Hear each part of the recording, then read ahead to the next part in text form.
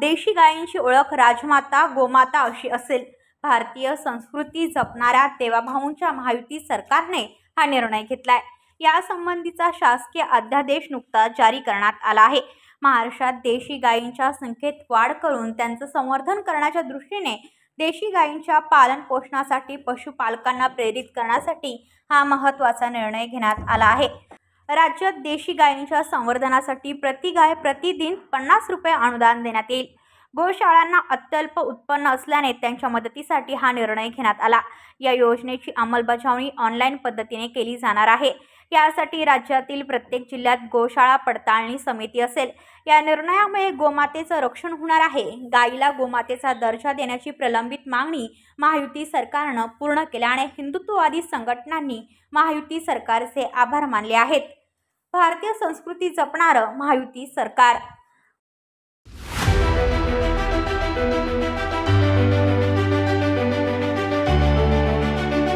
महाराष्ट्रात आता देशी गायींची ओळख राजमाता गोमाता अशी असेल। भारतीय संस्कृती जपणाऱ्या देवाभाऊंच्या महायुती सरकारने हा मोलाचा निर्णय घेतला आहे। या संबंधीचा शासकीय अध्यादेश नुकताच जारी करण्यात आला आहे। महाराष्ट्रात देशी गायींच्या संख्येत वाढ करून त्यांचं संवर्धन करण्याच्या दृष्टीने देशी गायींच्या पालन पोषणासाठी पशुपालकांना प्रेरित करण्यासाठी हा महत्त्वाचा निर्णय घेण्यात आला आहे। राज्यात देशी गायींच्या संवर्धनासाठी प्रति गाय प्रतिदिन 50 रुपये अनुदान देण्यात येईल। गोशाळांना अत्यल्प उत्पन्न असल्याने त्यांच्या मदतीसाठी हा निर्णय घेण्यात आला आहे। त्या देशी गायीचं संवर्धन झालं पाहिजे म्हणून हा दर्जा देण्यात आलेला आहे।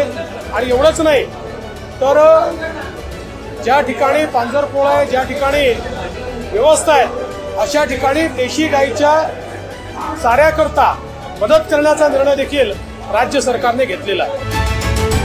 या योजनेची अंमलबजावणी ऑनलाईन पद्धतीने केली जाणार आहे। यासाठी राज्यातील प्रत्येक जिल्ह्यात गोशाळा पडताळणी समिती असेल। या निर्णयामुळे गोमातेचं रक्षण होणार आहे। गायीला गोमातेचा दर्जा देण्याची प्रलंबित मागणी महायुती सरकारने पूर्ण केल्याने हिंदुत्ववादी संघटनांनी महायुती सरकारचे आभार मानले आहेत।